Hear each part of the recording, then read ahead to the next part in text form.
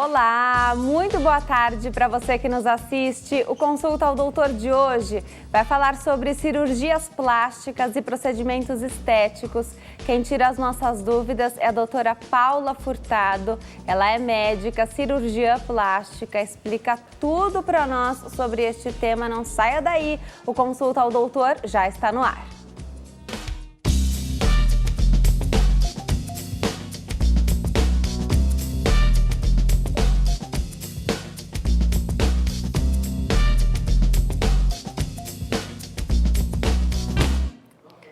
Olá para você que nos assiste de qualquer parte do mundo. O Consulta ao Doutor já está no ar. Hoje para tirar as suas dúvidas sobre cirurgias plásticas e procedimentos estéticos. Aproveita que o programa já está no ar e faça a sua pergunta pelo telefone 0 operadora 11 3337 5886 3337 5886. Você também participa pelas nossas redes sociais, pelo facebook.com/consulta ao doutor, também lá na minha página do Facebook, facebook.com/Denise Luque. As duas páginas estão atualizadas. Dá para você comentar o post de hoje que fala qual é o tema do programa, escrever na linha do tempo ou então mandar sua mensagem particular. Mensagem, a sua pergunta, chegue até nós, que aí a gente vai ficar muito feliz de poder te ajudar com informação. Hoje quem tira as nossas dúvidas sobre esse tema que é sempre muito pedido nas nossas redes sociais é a doutora Paula Furtado. Ela é médica, cirurgia plástica da Sociedade Brasileira de Cirurgia Plástica. Doutora, é um prazer te receber aqui. Meu. Obrigada por ter vindo. Imagina, as ordens. Hoje a gente fala um pouquinho sobre cirurgia plástica, procedimentos estéticos. São temas pedidos, muito pedidos aqui no Consulta ao Doutor. E a gente separou, então, para falar sobre rinoplastia, lipoabdominoplastia, tem bastante coisa para a gente falar. Mamoplastia, que pode ser de aumento ou a redutora, né? A gente combinou falar sobre esses assuntos. A toxina botulínica e o preenchimento. Então, você que está em casa, sobre qualquer assunto da área, faça a sua pergunta e a gente vai passear sobre esses tópicos que eu falei aqui durante o Consulta ao Doutor. Vamos começar a falar sobre a rinoplastia? Vamos lá. Doutora, eu tenho notado, olha só, como as pessoas falam em mexer, então, na face, fazer um procedimento na face, uma cirurgia plástica. Olha que o nariz está bem no centro do rosto. Verdade. Né? Antigamente, pouco se dava importância se o procedimento ia ser pouco notado, né? Então, as pessoas olhavam e falavam, você fez algum procedimento hoje? O legal é a pessoa olhar e falar, você tá mais bonito ou mais bonita, o que aconteceu? Isso, de fato, mudou e é uma preocupação dos cirurgiões plásticos? Sim, isso mudou muito. Em relação à rinoplastia, que é o que estamos conversando, isso mudou muito de uns 20 anos para cá. Isso tem mudado constantemente. A rinoplastia de há uns 40, 30 anos atrás, era bonito quando alguém falava que tinha feito cirurgia plástica no nariz, né? Era um nariz muito empinado, pequeno e sempre muito igual, né? Elas queriam ficar todas com o mesmo nariz e contar que fez. E hoje é uma coisa que a gente busca alinhar de acordo com as linhas faciais, né? Colocar uma coisa que seja de acordo com a face da pessoa e não aquela produção em série, né? O nariz sempre igual, mas fazer uma coisa que combina com a pessoa, combina com a cor de pele dela, com a característica racial dela, né? Que a gente não pode mudar a característica racial dela, a gente não pode mudar a característica da pessoa. Então, hoje, essa é exatamente o que você disse. É bacana quando alguém fala, nossa, mas ela é bonita, né? Assim, será que ela já fez o nariz? Então, assim, ficar aquela coisa no ar, assim, nossa, fulana tá diferente, mas não saber o que foi feito. Então, esse é o tchan da questão hoje na rinoplastia. Isso é muito legal, né? Harmonia facial. Exatamente, né? Isso é show. E a gente vê pessoas que já eram bonitas antes de fazer o procedimento e aí você olha depois, ainda conseguiu, uma rinoplastia, por exemplo, ainda conseguiu ressaltar, fazer sobressair aquele rosto, né? Como é feito esse estudo? Tem um estudo dos terços do rosto mesmo, Tem um estudo dos terços do rosto, né? Que a gente divide o rosto em terço superior, terço médio, terço inferior. Tem também o estudo do ângulo da mandíbula, então a gente coloca assim, a gente olha sempre o ângulo da mandíbula, a gente olha se o terço inferior é pequeno, se tem retração de queixo, se tem retração de terço médio. A gente olha também as linhas faciais, que a gente traça linhas da orelha, né, de alguns posicionamentos da orelha. Olha o posicionamento de sobrancelhas, o posicionamento dos olhos. Tudo isso é estudado numa rinoplastia. Legal.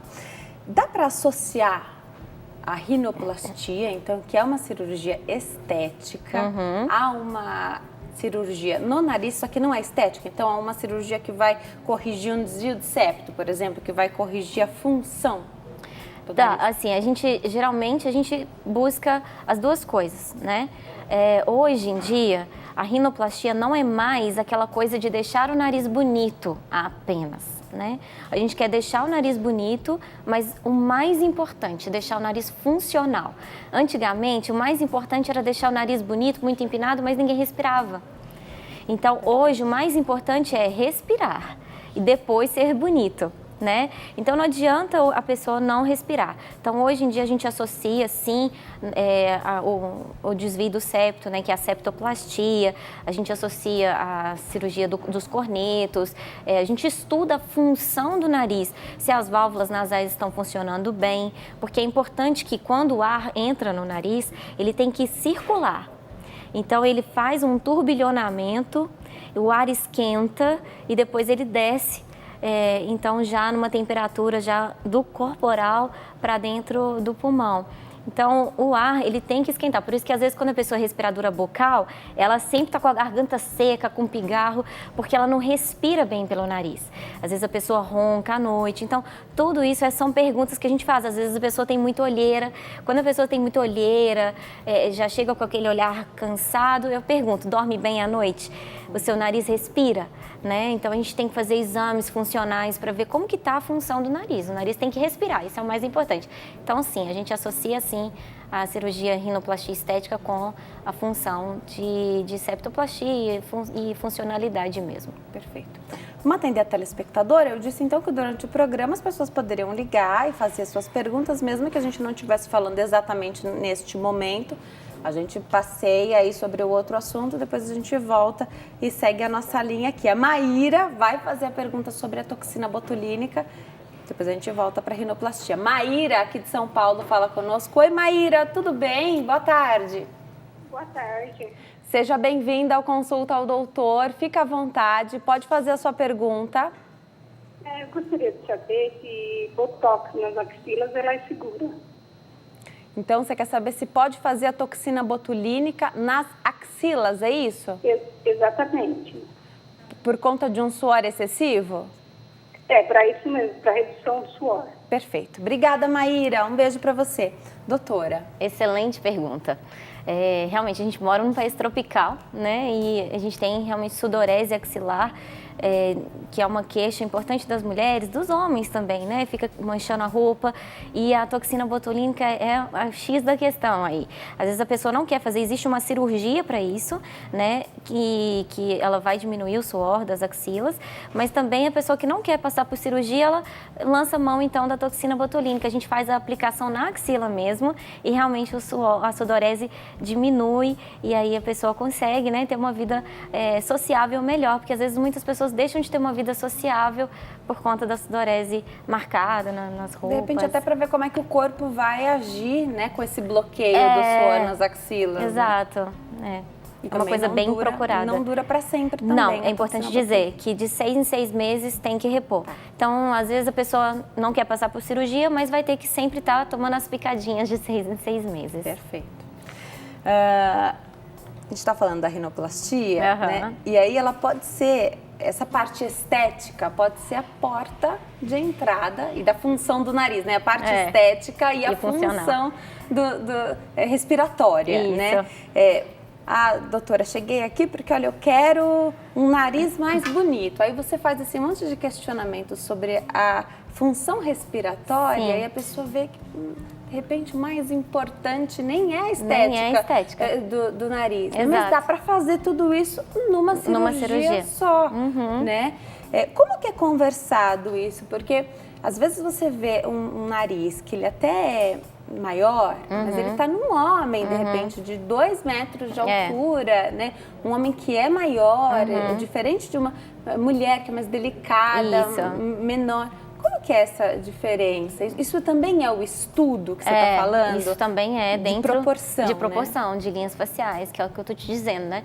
A gente tem as proporções de terço superior, médio, inferior e assim, realmente quando o rosto é maior, né? O nariz vai ser maior.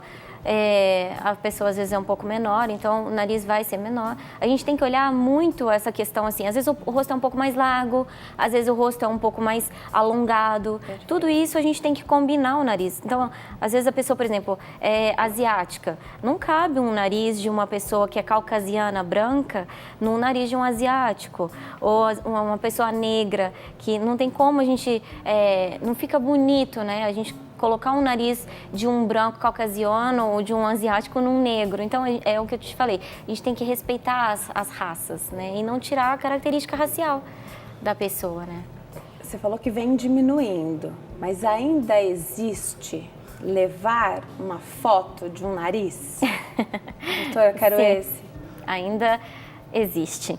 Aí, assim, a primeira coisa que eu explico são as linhas faciais, né? Eu levo a pessoa ao espelho, eu tiro foto da pessoa, eu geralmente tiro foto da pessoa no início da consulta, porque eu já jogo na tela e já falo, vamos conversar sobre você, né?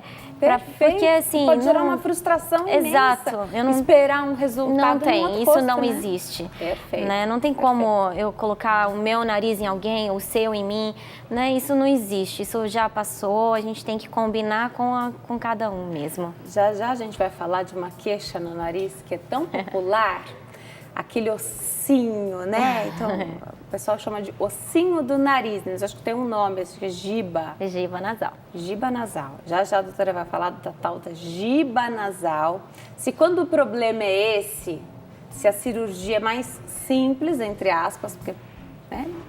Para o leigo, a gente fala se é mais simples ou não, mas nenhuma cirurgia é simples, né? E das técnicas da rinoplastia, porque hoje, com acesso à internet, a gente consegue até ter esse conhecimento, né? Entender um pouquinho mais. Não é se submeter a uma cirurgia como essa, não é fácil. Às vezes você tem que desconstruir para construir exatamente. um nariz. Então, a pessoa tem que realmente estar decidida a fazer essa cirurgia. Já já. E tem que falar isso para o paciente, né? Eu acho que o mais importante é, assim, o paciente ouvir o médico, entendeu? Porque, às vezes, você olha no espelho, né, todos os dias e você programa a sua cirurgia. Então, assim, às vezes a pessoa chega assim, eu quero que meu nariz fique assim e tal, porque eu acho que se fizer assim, tem muito paciente que fala isso, eu acho que se fizer assim e tal, vai resolver assim. Então, assim...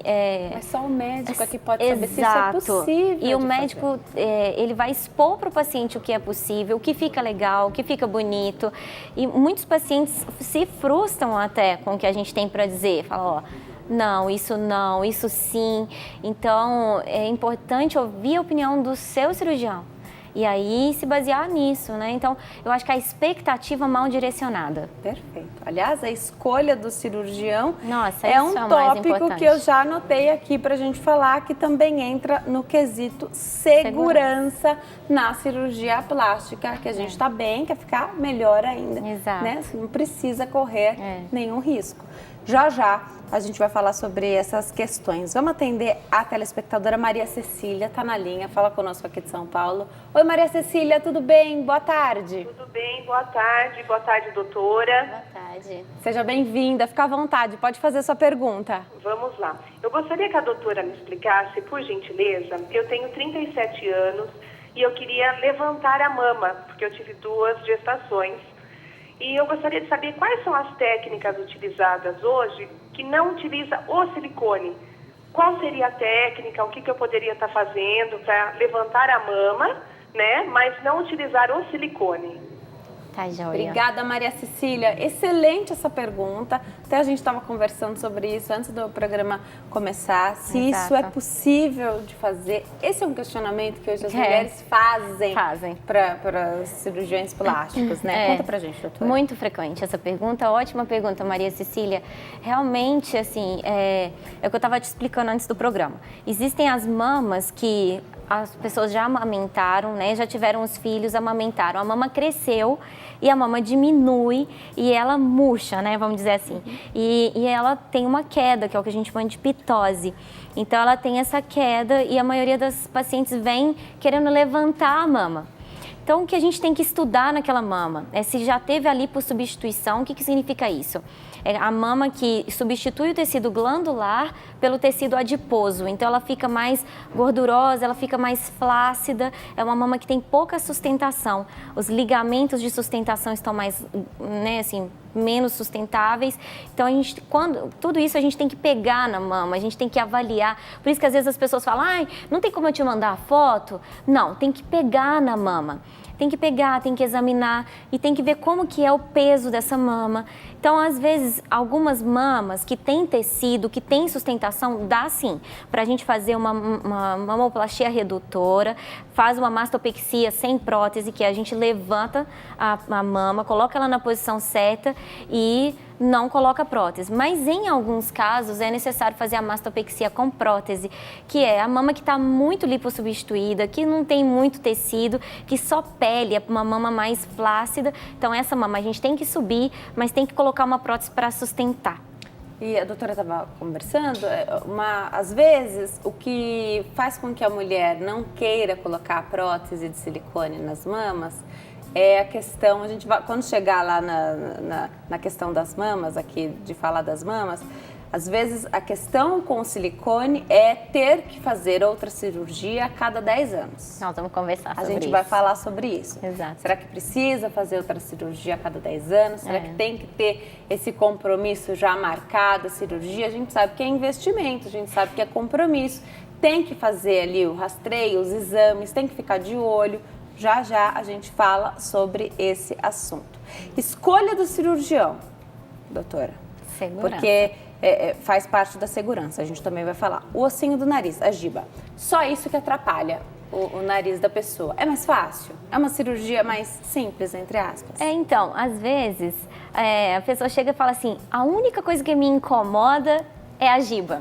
Vou te falar que, assim, eu nunca vi um nariz que tivesse que fazer só a giba. Entendi. Porque aí a gente vai descobrir que aquele nariz não funciona, que a pessoa não respira, aí tem que fazer o septo, entendeu? E às vezes tem que dar uma fratura para poder diminuir a base do nariz, então a base triangular, e às vezes a válvula interna não funciona. Então é assim, a queixa vamos fazer a giba? Tá, mas já calma. Que vai fazer, isso, aí já tinha outras não dá queixas, para fazer metade do Entendi. serviço, né? Tem que examinar e ver se dá para fazer tudo. Eu vou me preparar para dar um recadinho, doutora. Enquanto eu chego até lá, o que você pede de pré-operatório? Porque eu tô pensando assim, o paciente chega ansioso. Sim. Às vezes demorou a vida inteira para conseguir planejar esse investimento. Sim. Né? Então sabe que é um investimento, fez Exato. esse planejamento, decidiu e está muito ansioso, quer fazer ontem, se der ontem mesmo, né? Agora, internar já, fazer o procedimento. Exato. O que você pede de exames?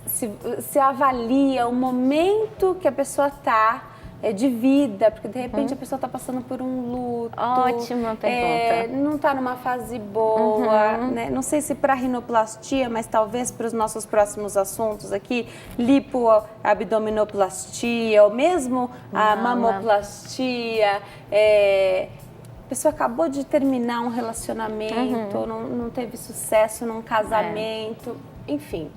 Às vezes não é o momento dela fazer a cirurgia. Eu queria que você contasse pra gente um pouquinho, dá uma pincelada nessas situações, enquanto eu chego até lá, por favor. Ótimo. Então, isso é uma coisa muito interessante, que é uma coisa até bacana de você perguntar. Porque o que acontece com os pacientes? Às vezes eles esperam anos para poder chegar ao momento de fazer a cirurgia e aí quando chegam ao consultório eles querem fazer a cirurgia realmente ontem, né, hoje. Mas o mais importante numa cirurgia plástica é que o paciente esteja bem, é que o paciente tenha saúde, é que o paciente esteja bem para um procedimento estético. Não há necessidade de correr, não há necessidade de fazer um procedimento que seja para agora, né? O paciente precisa estar bem da sua saúde. Então, eu peço exames de sangue, eu peço raio-x, eu peço tomografia quando for do nariz, peço exame da função do nariz, né? E quando for exame de abdômen, ultrassom, quando é mama, também peço mamografia. Tudo isso é importante porque a gente precisa descartar todas as doenças. Então, quantos pacientes eu já atendi que eles estavam com a tireoide alterada, ou estavam com colesterol alto, ou estavam precisando fazer uma pausa para um tratamento, às vezes um nódulo de mama. Então, tudo isso é importante. Eu não vou levar um paciente para uma mesa cirúrgica para fazer um procedimento estético estando com a sua saúde comprometida. Então, essa pressa, eu sempre falo com o paciente, a estética pode esperar, a saúde não. Então, é importante que a gente conduza a saúde primeiro e se tiver tudo bem, então a gente marca a cirurgia estética. A gente vai para o intervalo. No próximo bloco, a doutora Paula Furtado continua tirando todas as nossas dúvidas sobre cirurgias plásticas e procedimentos estéticos.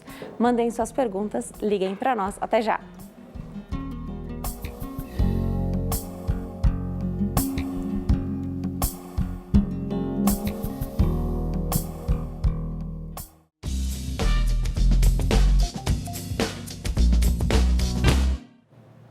Nós estamos de volta ao Consulta ao Doutor. Hoje fala sobre cirurgias plásticas e procedimentos estéticos. Quem tira as nossas dúvidas é a doutora Paula Furtado.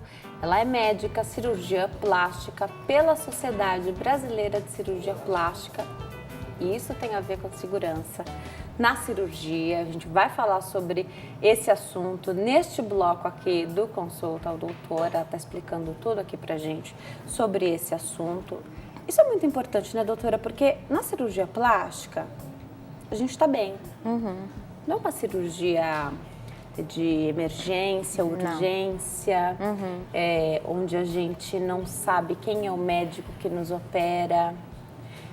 Não, a gente pode escolher. Exato. Né? Estamos bem, queremos ficar melhor. Né? Então, dá para marcar, remarcar se precisar. Exato. Né? Inclusive, os médicos têm batido nessa tecla. Sim. Não está bem, não acordou bem aquele dia. Não tem necessidade. Exato. Remarca, exatamente. Né? É o que eu estava dizendo antes, né?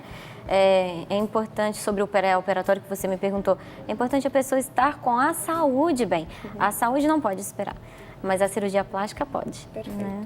E aí eu falei que você, então, é da Sociedade Brasileira de Cirurgia Plástica. Isso faz diferença? Total. Na escolha, a gente precisa escolher, então, cirurgiões plásticos que sejam da sociedade. Sim. Você estava me contando até, eu sempre trago esse assunto aqui para o Consulta ao Doutor e é bom trazer sempre, porque é todo um processo, né? Se formar médico já é uma luta. Já são 6 anos. E aí, para se formar cirurgião plástico, ainda precisa antes se formar cirurgião geral. Geral, exato. Você tem que fazer ainda a residência de cirurgia geral, né? Terminar a residência de cirurgia geral, fazer uma prova para fazer a residência de cirurgia plástica, né? E fazer os 3 anos de cirurgia plástica.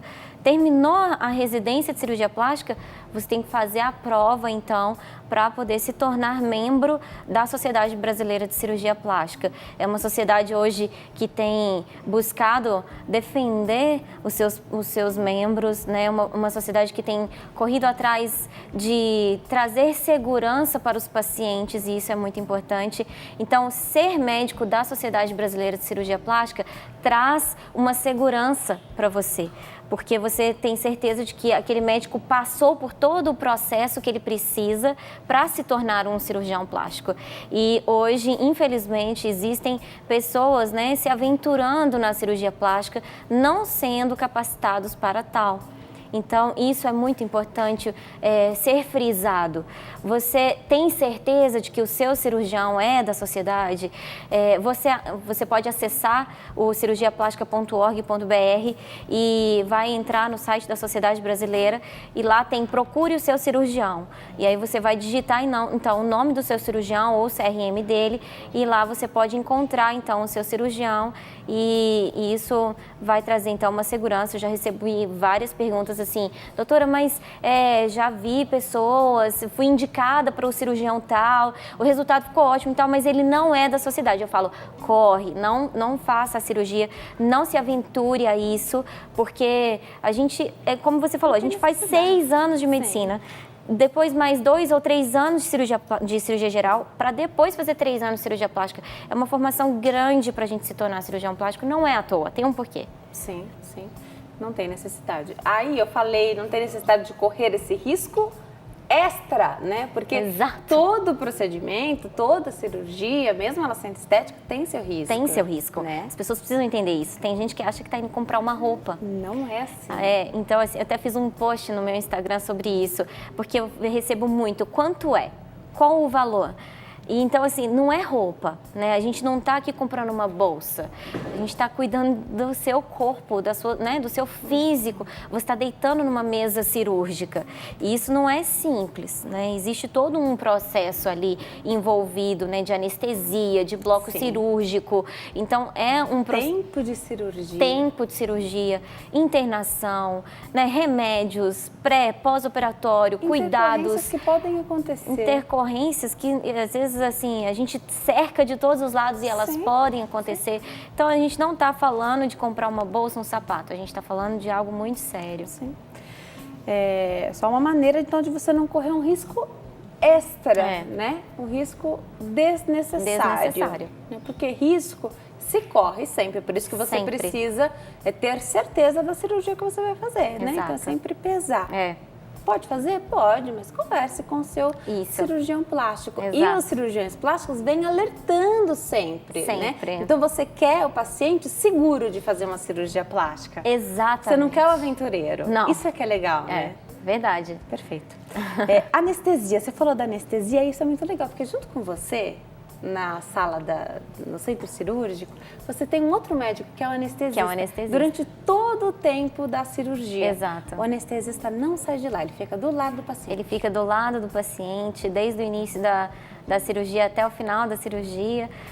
A rinoplastia em si, alguns cirurgiões preferem que seja acompanhado, né, da anestesia geral, intubação, e alguns preferem que seja só com sedação, né, anestesia local. Isso vai depender muito do cirurgião e do anestesista, da equipe, com a decisão com o paciente junto, né? Nada é decidido aleatório, né? Sempre com o paciente e tudo. Para a gente terminar a rinoplastia, vamos falar um pouquinho de pós-operatório? Antigamente, falava-se de um pós-operatório terrível de rinoplastia, de um gesso dentro do nariz. Eu não sei como é que é isso hoje, mas pelo visto melhorou bastante, porque você vê pessoas voltando ao trabalho muito rápido. Sim. Conta pra gente. Então, o pós-operatório da rinoplastia, quando ele é acompanhado de fratura, ele vai dar um roxinho a mais, porque a gente fratura o nariz, né? Então, não tem como você fraturar o osso sem causar, né, um pós-operatório com o olho roxo. Vai ter. E cada um, de repente, fica um mais roxo, outro menos. Uns ficam mais roxo, outros ficam menos, mas acaba ficando com os olhinhos roxos. A gente usa hoje um material que é mais avançado do que o gesso, que é o Aquaplastic, que a gente molda em cima do nariz, é como se fosse um plástico duro. E a gente molda ele por cima do nariz para manter, então, o osso na posição que a gente quer que ele fique. Hoje a gente usa curativos por dentro do nariz que são muito melhores do que os curativos antigamente. A medicina evoluiu muito com ela, os aparelhos, né, os curativos, tudo evoluiu muito. Então, hoje sim, a gente consegue ter um curativo melhor, que causa mais conforto para o paciente no pós-operatório. Geralmente o paciente fica com esse Aquaplastic uma semana, depende muito do cirurgião plástico. E aí, depois a gente tira e ele fica só com o micropore. Isso também vai depender muito do cirurgião plástico. O protocolo do cirurgião plástico é importantíssimo o pós-operatório, porque eu costumo falar para os meus pacientes, eu tenho uma teoria assim, eu pintei um quadro e eu tô te entregando esse quadro fresquinho. Onde que você vai pendurar ele, isso depende de você. Então, se você vai colocar num corredor onde passa um monte de gente, eu não tô lá para vigiar. Se você vai colocar num lugar onde não passa ninguém, que ele vai secar, não vai ter sol, não vai atrapalhar, então aí realmente você fez tudo certinho. Mesmo assim, a tinta pode escorrer. Gostei, perfeito. Cicatrizes, no caso do nariz, porque a gente sabe que é uma troca, a cirurgia é sempre uma troca. Sempre uma troca. A troca é beleza por uma cicatriz, né? Não tem como a gente não ter cicatriz ainda. Eu acho que talvez, quem sabe, futuramente a gente vai evoluir para isso, né? Perfeito. Mas hoje é cicatriz. O nariz, ele tem um porém, assim, a gente tem a endorrino, que é uma cicatriz que fica por dentro do nariz, e tem a exorrino, que é a que a gente corta aqui, então, na metade da columela, e aí fica uma cicatrizinha na metade da columela. O nariz, ele tem uma coisa boa a favor, que é a cicatrização, ele cicatriza muito bem. Então, a maioria dos narizes, eles não aparentam a cicatriz. Mas alguns pode ter, sim, né, a aparência da cicatriz. Então, a gente sempre tem que deixar muito claro, vai ter uma cicatriz se for feito a exorrino, isso depende muito da escolha do cirurgião e daquilo que precisa ser feito no nariz. Alguns cirurgiões preferem a endorrino, outros preferem a exorrino, isso vai depender do que precisa ser feito. Perfeito. Bom, depois eu falo de associação, então, de mais de uma cirurgia plástica, né? A gente falou de associar, então, a cirurgia, a rinoplastia com a correção da função respiratória, né? Depois a gente abre aí para mais cirurgias. Vamos passar para lipoabdominoplastia? Vamos. Eu já tinha ouvido falar abdominoplastia, mas eu confesso, lipoabdominoplastia é a primeira vez. Me conta o que é, doutora, por Então, favor. é a associação de abdominoplastia com a lipoaspiração. Legal. A abdominoplastia tem um outro nome, dermolipectomia. Antigamente, quando não existia a lipo, era feito apenas a abdominoplastia ou dermolipectomia. Com a lipoaspiração, a gente tem sempre associado a lipoaspiração. Por quê? O resultado estético fica muito melhor. Porque você vai tirar, né, as gordurinhas extras e aí você consegue trazer um resultado de mais contorno corporal, que é o que se busca numa lipoabdominoplastia. E essa devia ser uma queixa muito grande de quem só fazia a abdominoplastia, porque acabava ficando sem cintura, né? Então hoje a gente consegue trazer esse contorno corporal associando as duas coisas. Tem indicação, então tem que ter aquela gordurinha? Olha, sempre quem precisa fazer abdominoplastia já tem a indicação?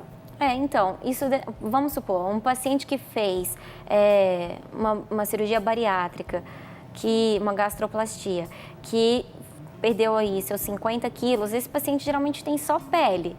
Ele não tem gordura e ele até nem é muito indicado a fazer a lipoaspiração. Ele é um paciente que tem mais tendência a sangrar, ele tem pouca vitamina, né? Então, é um paciente que às vezes a gente faz só a abdominoplastia mesmo. Agora, o paciente que busca a lipoabdominoplastia, geralmente ele tá com uma gordurinha extra, mas é muito importante frisar que a lipoaspiração e até a abdominoplastia não é para pessoas obesas. Tá? São cirurgias que a pessoa tem que emagrecer. Não são cirurgias que a pessoa pode chegar obesa numa mesa cirúrgica. Não emagrece. Não é para emagrecer. Não é uma cirurgia para emagrecer. Tá. É uma cirurgia que a pessoa tem que perder peso antes e a gordurinha que sobra ali, aquela que mesmo que você faça academia, ela tá ali, a gente vai fazer a lipoaspiração e vai associar a abdominoplastia. Agora, aquele paciente que chega, que está no sobrepeso, que está em obesidade, esse paciente vai ter que fazer exercício físico e emagrecer. Os meus pacientes, eles passam por uma avaliação com o nutricionista. Eu sempre peço para o paciente perder peso, a gente vai controlando o peso do paciente. Então, é uma coisa segura para o paciente, voltando na segurança, né? Eu quero que o paciente deita na mesa cirúrgica seguro, né? Eu não vou fazer uma lipoaspiração que vai causar problemas para o paciente, que eu vou demorar na lipo, que vai ser uma retirada exagerada de gordura. Não tem necessidade disso, né? Então, a gente pode cuidar desse paciente. E outra coisa que eu acho bacana é que o paciente já vai começar a fazer uma reeducação alimentar e aí ele não ganha peso depois da cirurgia e perde a cirurgia, né? Então, ele já vai estar reeducado e aí quando ele vê o resultado final da cirurgia, ele já está numa reeducação alimentar que veio antes da cirurgia. Então, eu acho super legal isso. O paciente consegue manter o resultado pós-operatório. Perfeito. Muitas mulheres, quando a gente fala de abdominoplastia, e aqui falando da lipoabdominoplastia, também perguntam. As mulheres que têm indicação de fazer o procedimento e ainda querem engravidar. Certo. Então você está na situação, você precisa dessa cirurgia, até para manter sua autoestima. Sim. E querem se submeter a essa cirurgia. Elas podem engravidar depois? Pode, mas tem um período. Tá? Geralmente, a literatura explica 1 ano após a abdominoplastia. Eu, particularmente, a minha conduta é 2 anos. A gente tem certeza que cicatrizou, que está tudo bem com 1 ano, mas eu sempre peço 2 anos. E, às vezes, eu converso com a paciente. Você quer engravidar agora? Então, engravida.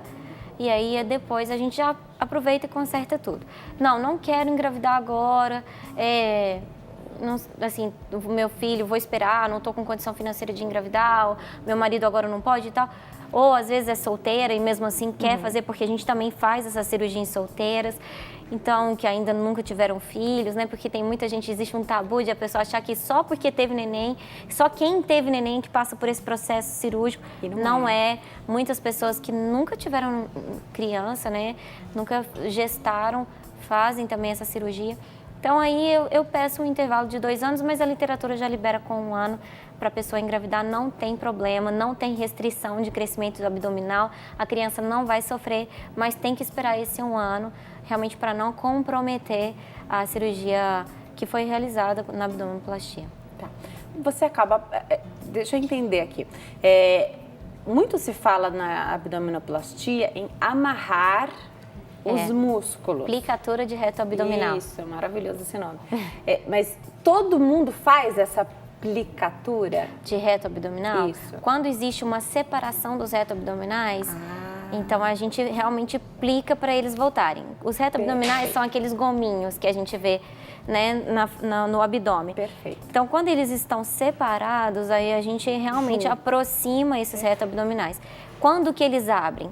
Quando a pessoa já foi obesa, quando a pessoa tem uma fraqueza muscular, quando a pessoa já teve neném. Então, principalmente quando tem neném, aí ele abre mesmo. Então, aí a gente faz a aplicatura do reto abdominal. Perfeito. Por que eu perguntei isso? As pessoas falam, mas vai perder o resultado? Pode perder, sim. Quando a pessoa gesta, após ter feito uma abdominoplastia, ele pode perder. Pode perder, sim. Tá. Então, mesmo se você fez a abdominoplastia, se precisou fazer essa junção aí essa aplicatura, ou não, se só fez a abdominoplastia normal, você pode perder esse resultado. Pode perder, porque o abdômen vai esticar, né? Perfeito. Então, a pele é muito complacente, ela estica bem, mas ela vai perder, vai voltar e pode ter flacidez de novo, pode abrir os reto abdominais de novo. O importante é que não tem restrição de crescimento se você quer gerar uma criança. O importante é assim, eu costumo dizer, sabe, Denise, na medicina, não, 2 mais 2 raramente é 4, entendeu? Então, não existem regras, né? Existe a pessoa, existe a pega da pele da pessoa, existe a cor, né? Existe a estrutura da pele, então é por isso que é muito individual, por isso a consulta é muito importante. Nada substitui a consulta. Você ir ao seu médico e fazer uma consulta com ele, onde ele vai poder te avaliar, né? E saber, então, como é que vai poder proceder com você. Né? Exatamente. Com você. Com você. Você é diferente. Exato. Você é diferente da Cada sua um tem prima. uma digital. Isso, perfeito. Isso é muito legal. Reposicionamento de umbigo. Eu recebo tantas perguntas quando a gente fala de abdominoplastia, e nesse caso da lipoabdominoplastia. Um umbigo é construído de novo ou ele é reposicionado? Depende. Tem 2 tipos de cirurgia. Tem a cirurgia que, às vezes, a gente precisa tirar um fuso de pele pequeno. Então, a pessoa nem tem tanta flacidez assim. Ah, então não necessariamente precisa tirar tanto do abdômen. Então Tira às vezes é só necessário. um fuso. Ah, entendi. Então, até porque às vezes nem chega, entendeu? Então, o que a gente faz? Se o umbigo é alto, a gente só reposiciona ele e deixa o umbigo que a pessoa já nasceu com ele. Então, a gente vai só descer ele um pouquinho e tirar o fuso de pele. Quando já é uma flacidez maior, a gente vai tirar tudo, inclusive o umbigo antigo. Como que é isso? Tira o umbigo antigo e joga fora. Tem paciente que me pergunta isso. Não, o que a gente faz? A gente corta aquela pele, né? Aquele fuso de pele, a gente corta ao redor do umbigo. O umbigo tá ligado lá na parede abdominal, a gente deixa ele, a gente corta, tirando aquele fuso, e aquele fuso vai sair com um buraco no meio, que era o umbigo. Então, quando a gente traz aquela pele que vai reposicionar por cima, aí a gente fura aquela pele e traz o umbigo para fora. Então, é um umbigo que a pessoa nasceu com ele. A gente só recoloca ele na pele agora que desceu, entendeu? Agora, quem não gostava do umbigo, dá para arrumar esse umbigo? Dá para arrumar um umbigo, com certeza. Tá. Tem aquele umbigo que é chorão, né? Que é aquele umbigo que chora. Tem umbigo que é largo porque já teve hérnia. Tem umbigo que às vezes é muito fundo. Tudo isso dá pra gente arrumar. Dá pra corrigir, aproveita a cirurgia. Já aproveita e já deixa bonitinho o umbigo. Perfeito. Exames do pré-operatório se assemelham com os da rinoplastia? O pré-operatório, como eu disse, né? Você falou da tomografia? Então, do nariz a gente faz, né, os exames específicos do nariz. Na abdominoplastia a gente vai fazer ultrassom do abdômen, né, ultrassom da parede abdominal, vai fazer raio-x de tórax, vai fazer exames de sangue. Então, vai ser específico do abdômen mesmo, para a gente ver se tem alguma hérnia, se tem algum tumor, né? Como eu disse, é muito importante a gente priorizar a saúde, descartar qualquer coisa. Perfeito. De repente, você se submete a uma cirurgia plástica e deixou passar uma coisa mais importante ali naquele momento. Exato. Lembrei aqui de uma pergunta muito bacana. Após a gestação, então, muitas mulheres se queixam das estrias na barriga. Exato. Né? E eu quero saber se a mulher precisar se submeter a uma cirurgia como essa, se as estrias podem ser retiradas dessa pele. Então, se sai junto com a pele, se tem uma região que não dá. Tá. Então, Denise, depende do quanto aonde essas estrias estão. Então, vamos supor, depende da quantidade de pele que vai sair. Vai sair a pele toda do umbigo até lá embaixo, onde vai ficar a cicatriz, e as estrias ficavam só ali naquela região embaixo do umbigo. Se for sair toda aquela pele embaixo do umbigo, tira todas as estrias e a pele realmente volta a ficar lisinha. Agora, tem estria para cima, aí essa estria vai descer, porque é o reposicionamento da pele. Então, ela vai ficar lá embaixo, mas vai continuar existindo. Perfeito. Então, depende da quantidade de estrias e a localização delas. Agora, essa pele vai ser esticada e reposicionada. Agora, dependendo da qualidade desta pele, como é isso? Porque novas essa pele estrias. vai ser tracionada. Há a possibilidade de novas estrias. Então, aí é por isso a importância de hidratar. Tá. Então, a hidratação não apenas oral, mas a hidratação local. Então, o paciente que vai operar de abdominoplastia, vai operar de mama, tem que hidratar a pele antes. Sim. Então, isso é uma coisa importante e no pós-operatório também, para que esse tecido esteja sempre hidratado e não sofra o problema da estria, o que não restringe a possibilidade de ter. Quando a gente fala das questões estéticas aqui, eu tenho falado isso, eu tenho enfatizado, trazido os profissionais para falar sobre isso, porque as pessoas acham que hoje tudo se resolve facilmente com as cirurgias e que, não, mas a pele é nossa, a qualidade da pele é a nossa. Exato. Né? Então, você não perde em hidratar a sua pele desde sempre, porque no pós-operatório é a qualidade da tua pele que vai ser colocada em xeque, né? Exato. Então, todos os procedimentos que hoje estão disponíveis, todo o cuidado que você pode ter, né? As orientações do teu cirurgião plástico, as orientações do teu médico dermatologista, tudo isso vale, porque a qualidade depois da cirurgia vai ser melhor, né? Exatamente. Inclusive, os cirurgiões plásticos devem estar adorando, porque hoje as pessoas cuidam mais da pele. Cuidam muito Ao mais. contrário do que as pessoas pensam, de que Exato. as pessoas não fazem mais tanto cirurgia plástica. Não, quando precisa fazem e a pele está melhor. E a pele é melhor.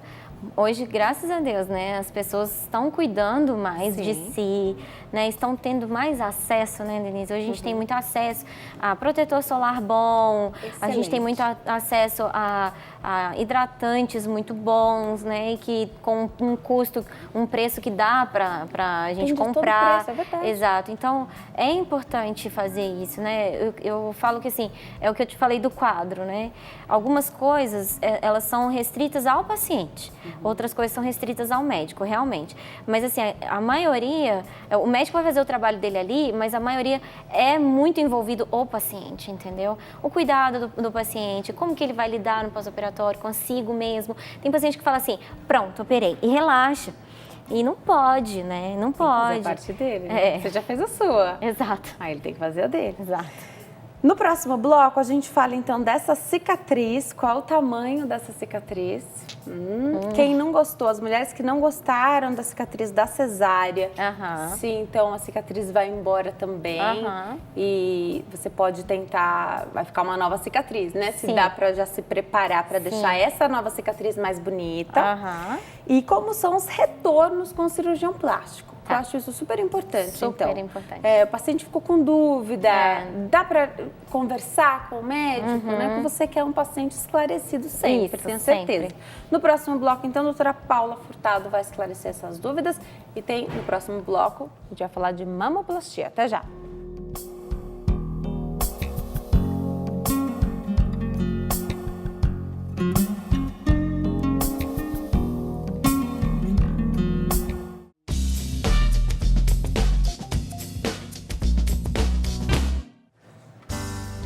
Nós estamos de volta ao Consulta ao Doutor. Hoje fala sobre cirurgias plásticas e procedimentos estéticos. Quem tira as nossas dúvidas é a doutora Paula Furtado. Ela é médica, cirurgia plástica, membro da Sociedade Brasileira de Cirurgia Plástica, está explicando tudo aqui para nós sobre esse assunto. Nesse bloco, a gente finaliza então a lipoabdominoplastia, falando do tamanho da cicatriz e as mulheres que não gostaram, de repente, da cicatriz da cesárea, se ela já vai embora e dá para estudar uma maneira da cicatriz ficar melhor, né? Mas o tamanho da cicatriz... O tamanho da cicatriz assusta às vezes, né?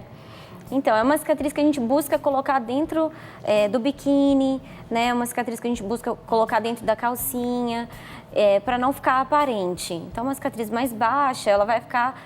depende muito do biquíni que a pessoa usa. É uma cicatriz mais íntima mesmo, uma né? cicatriz mais íntima. E geralmente a cicatriz da cesárea sai. A gente busca tirar aquela cicatriz e refazer, né, por cima ali, uma cicatriz nova. Ela é mais baixa ainda do que a cicatriz da cesárea? A gente vai mais ou menos no baixa. posicionamento da linha da cesárea, a não ser que a cesárea tenha sido feita muito baixa. Aí, às vezes, a gente não consegue levar tão lá embaixo. Mas a gente busca sumir com a cicatriz da cesárea e tirar aquela cicatriz antiga, né, fazer uma coisa bonitinha, nova.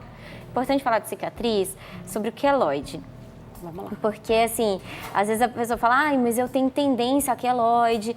Queloide é um enigma hoje, né, pra gente. Porque o queloide, às vezes, ele dá na orelha direita e não dá na esquerda. Ele dá na orelha e não dá na mama. É o famoso ponto de interrogação. É o ponto de interrogação. Ele dá na mama, não dá na abdominoplastia. Então, o paciente fala assim, eu vou ter queloide? Não sei. Só fazendo para saber. Então, isso aí realmente é uma coisa individual do paciente que a gente não sabe como que vai se comportar. A gente faz tudo para o paciente não ter, que realmente a gente não quer que tenha, mas pode acontecer que tenha. O tamanho da cicatriz da abdominoplastia depende da quantidade de pele que vai ser tirada.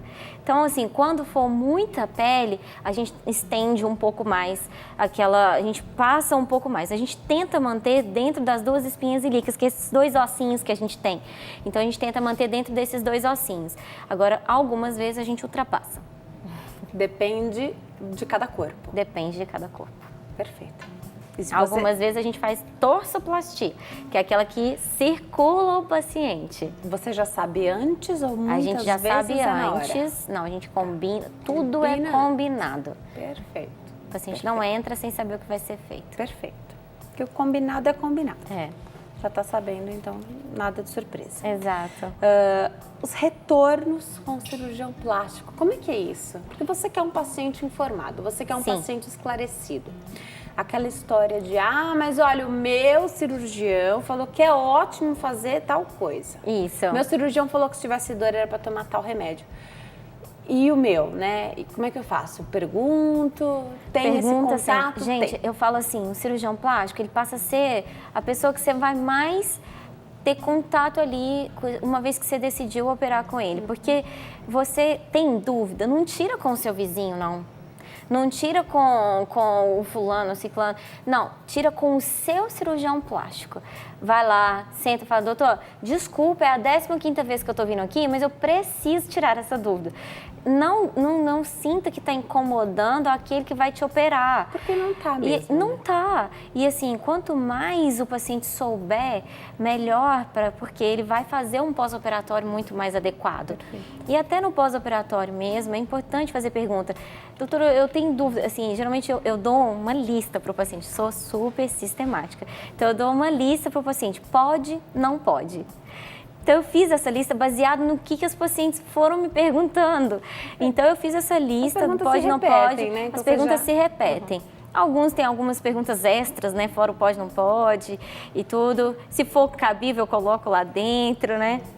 Mas, geralmente, é importante o paciente saber, pode, não pode? Pode virar de lado, não pode? Posso dormir de bruços, não posso? Posso subir e descer a escada? Pode dormir de bruços? Não pode. Não pode. Não pode.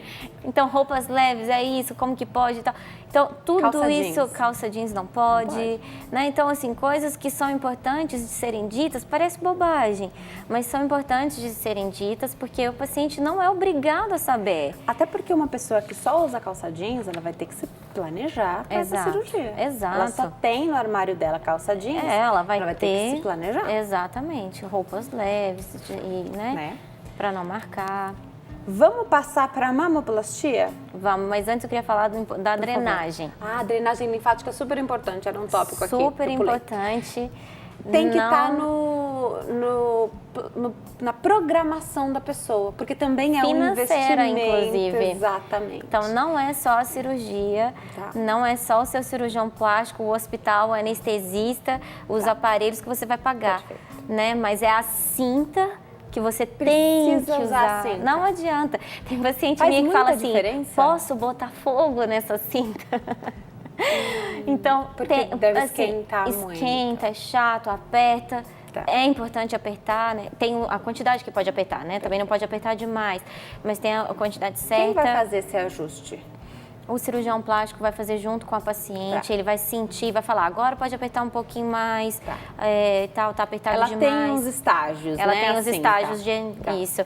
E a drenagem é fundamental. Quantas vezes por semana? Isso é muito da escola do cirurgião plástico, sabe? Eu acredito demais na drenagem linfática. Então, eu sou mais criteriosa com isso. Então, meu paciente, ele faz todos os dias no primeiro mês. Tudo bem. E aí, depois eu vou diminuindo isso gradativamente. Mas o primeiro mês, eu realmente pego pesado com o paciente na drenagem. Mas isso me dá um pós-operatório bem mais tranquilo. Tá. Outra coisa da drenagem, aqui nós estamos falando de uma drenagem que não é simplesmente uma drenagem que a gente escolheu. Eu estava passando na frente ali de um centro estético e você, hoje eu vou fazer uma drenagem. Não, é uma drenagem pós-operatória. A pessoa que vai fazer essa drenagem. Exato. O profissional é diferente? É. Assim, o profissional pode ser o fisioterapeuta, o esteticista que seja realmente habilitado em pós-operatório. Mas tanto um quanto o outro tem que ser habilitado em pós-operatório. Porque não adianta, não é a mesma coisa, o tecido não é o mesmo, a gente está falando de um retalho, a gente está falando de um tecido que foi solto e agora ele está passando por um processo de cicatrização. Vai ser manipulado. Vai ser manipulado. Então tem a força que vai ser empregada. Tudo isso. Entendi. Tudo então, se certificar, né, se o Exato. local, o profissional está habilitado a fazer esse tipo de drenagem. Exatamente. Que é a drenagem pós-operatória. Exato. Perfeito. Então agora a gente já sabe. E fazer esse planejamento, que precisa fazer esse planejamento. Aí você faz sua consulta com o cirurgião, vê qual a escola que ele segue, quanto que ele vai pedir para você fazer essa, né? Isso. Quantas vezes por semana. A doutora Exato. pede todo dia no primeiro mês. Né? Mas aí você segue a recomendação do cirurgião que você escolheu. E aí toca esse E tem os pacotes que eles fazem, né? Eles facilitam muito nessa situação, com certeza. Quando o paciente fecha um pacote grande, eles diminuem até... Tem lugar, aqui em São Paulo mesmo, tem lugar que diminui até 50% do valor. Então é bem bacana de procurar esses lugares. Perfeito. Vale muito a pena. Cláudia ligou para cá, quer saber se quem tem mais de 60 anos pode fazer essa lipoabdominoplastia. Olha, a partir dos 60 anos, a gente tem um critério maior de pós-operatório, de pré-operatório. Então, assim, como eu falei, a saúde da paciente está em dia? Sim, está. Não tem problema fazer. Agora, sempre cuidando que essa paciente tem mais tendência a umas complicações, trombose. Então, tudo isso a gente tem que cercar bem. Depois dos 70 anos, isso aí já é muito do cirurgião plástico. Tem cirurgião plástico que não opera paciente depois de 70 anos. Depois dos 60, eu opero. De 60 a 70 anos, é muito essa coisa do critério da saúde do paciente. Se o paciente tem diabetes, se o paciente tem pressão alta, quantos remédios ele toma, tudo isso é importante. Agora, o paciente é saudável, não tem tanta doença associada, está super regulado, tem um controle bom, dá para operar. Agora, o paciente passou dos 70 anos, aí a gente tem que cuidar, realmente um critério bem maior. E o critério também vai afunilando para a associação de cirurgias no mesmo tempo, né? Olha, Denise, isso é também muito do cirurgião, mas eu costumo dizer o seguinte, a gente não tem por que expor o paciente a um risco tão grande de associar as cirurgias. Então, é uma cirurgia que pode demorar 3 horas, por que eu associaria e demoraria 6? Mas não é só o tempo cirúrgico, é muito também da resposta do organismo. Então, para você ver, imagina, o organismo, ele não entendeu que você fez uma cirurgia plástica, ele acha que você foi atropelado por um caminhão. Então, a resposta endócrino-metabólica e imunológica do seu organismo, do seu pâncreas, do seu fígado, é exatamente igual como se você tivesse sido atropelado, entendeu? Então, o seu corpo está em recuperação. Você perdeu sangue, você perdeu gordura, que você fez lipoaspiração, ou, né, você ficou ali um tempo sendo anestesiado, você está com uma cicatriz. Então, tudo isso a gente precisa... No caso da lipoabdominoplastia, já está associado. Já está associado. Aqui é só uma? E ainda vai associar... Mais uma? Uma mama. Não sei o que, né? Então, assim, isso é do cirurgião, tá? Isso é uma escolha do cirurgião com o paciente. Isso é muito individual, mas eu sempre alerto o paciente quanto a isso. Perfeito. Vamos para a mamoplastia? Vamos. A gente sabe que tem tipos de mamoplastia. Tem. Mas mamoplastia é tudo que mexe com as mamas, mexe no volume das mamoplastia é a plástica da mama. Né? Aí a gente tem a mastoplastia, né? A plástica da mama. Então a gente tem a mamoplastia redutora, que é aquela quando a mama é pesada, grande. Então a gente quer só reduzir essa mama. Automaticamente, se a mama é pesada e grande, ela está caída, né? Então a gente vai reduzir levantando. A mastopexia, que ela pode ser associada com ou sem implante de silicone. Alguns chamam a mastopexia só com implante. Mas também existe a mastopexia sem implante, que é aquela mama que quase que só precisa ser levantada mesmo. O paciente fala assim, eu não quero mexer no tamanho da minha mama, eu só quero levantar. Vamos fazer uma mastopexia, pexia de levantar. A mastopexia com implante de silicone é quando a gente levanta e coloca o silicone, tira a flacidez de pele. E então a gente tem esses tipos de cirurgia. Perfeito. E também a mamoplastia de aumento, né? Quando a paciente não tem nada e ela quer colocar o silicone para ter. E olha que mudou muito o conceito até das pessoas mesmo, a tendência das pessoas com relação a esse aumento das mamas. Sim. Né? Umas décadas atrás, mesmo a mulher que já tinha um volume, ela queria mais, ela queria aumentar. Né? Queria que você contasse um pouquinho pra gente, às vezes a mulher chegava e falava, eu vim aqui, queria colocar falava o tamanho da prótese. Hoje não é mais assim, né? Não, vou até um pouquinho antes. Na época das nossas mães, assim, né? O legal era ter mama muito pequena. Né? Até o Pitangui, que é um cirurgião plástico que a gente respeita muito aqui no Brasil, ele criou uma técnica, né, de redução de mama e tudo para a mama ficar muito pequena. Era bonito não ter mama, né? O contorno corporal era cintura fina, quadril, bumbum, nada de mama. Depois isso mudou, porque a gente veio muito da americanização, né? Então veio muita cultura americana de quer ter muita mama. Então aí chegaram os silicones assim, expandindo as mamas, né? Então a brasileira começou a querer ter mama e realmente assim, veio para um caminho de exageros, né? De mamas enormes. Hoje a brasileira está começando a retroceder. Então hoje os implantes têm sido menores, hoje pacientes que tinham colocado implantes maiores estão reduzindo. Então isso aí agora eu acho que a gente está chegando no equilíbrio. Que é como deve ser, né? Exato. Até desse estudo também corporal, de harmonia torácica, né? Exatamente. Porque o que a gente viu por aí também é de uma queixa depois de mulheres, mas olha, coloquei a prótese de silicone, mas agora eu tô cheia de estria. Ou assim, a paciente que colocou, foi só aumentando, né? Colocou uma prótese, depois aumentou para outra, aumentou para outra.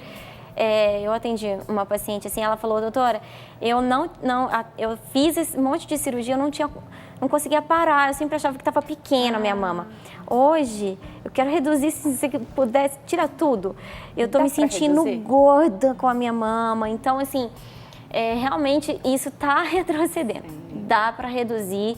É importante que a paciente entenda que não é mais só se a paciente esticou demais essa mama, ela está caída, não dá mais só para fazer o cortezinho embaixo ou só ao redor da areola ou axilar. Tem que ser aquele corte em T ou em L. A cicatriz é diferente. A cicatriz é diferente, porque a gente tem que agora tirar a pele, né?